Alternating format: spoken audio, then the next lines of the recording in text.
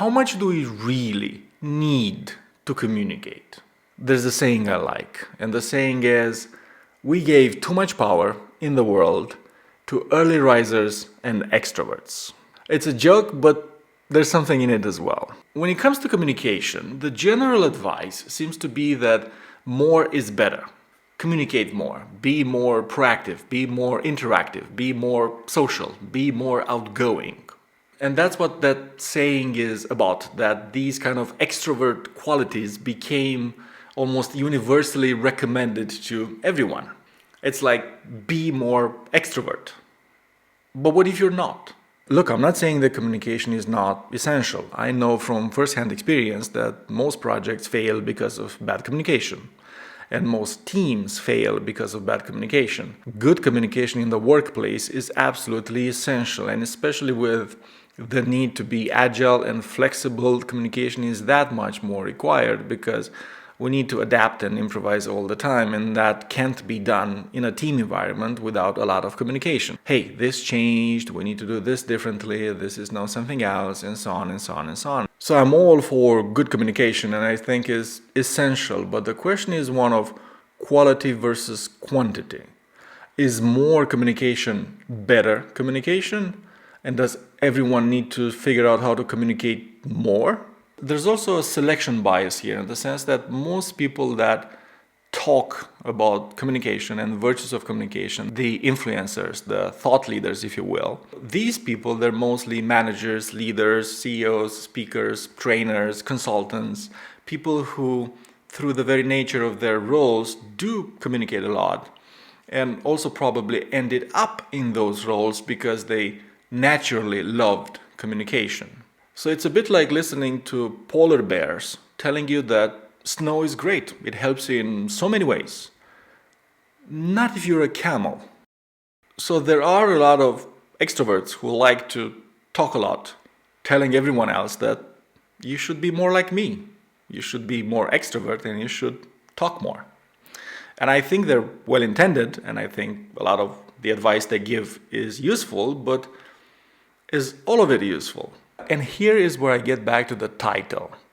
What about the strong silent type? The expression strong silent type is a Hollywood character trope. I use it jokingly, I don't mean literally strong silent type. But I am referring to those people who like listening more than talking, who like working for longer periods of time before they present and discuss their work, who don't like to be interrupted, who like to be brief and to the point when they communicate, and who don't necessarily like to get social and overly friendly at work.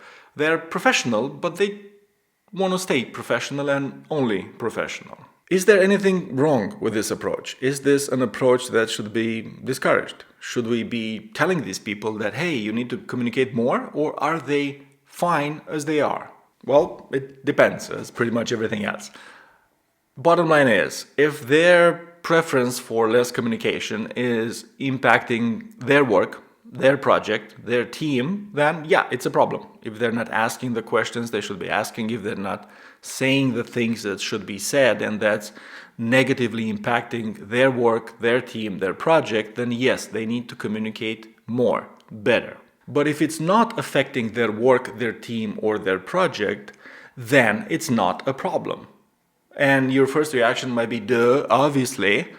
But it's not that simple, because I've seen many teams and many companies and many leaders and many managers who have this well-intended drive to make these more silent type of individuals speak more, even when it's not a problem with their communication and they get the job done and they're good professional members of the team, but they just want them to, hey, speak more, be more chatty, be more talkative. Be more extrovert. And I don't think we should be doing that. I don't think everyone needs to be chatty and talkative and extrovert in order to be an excellent professional and an excellent team player.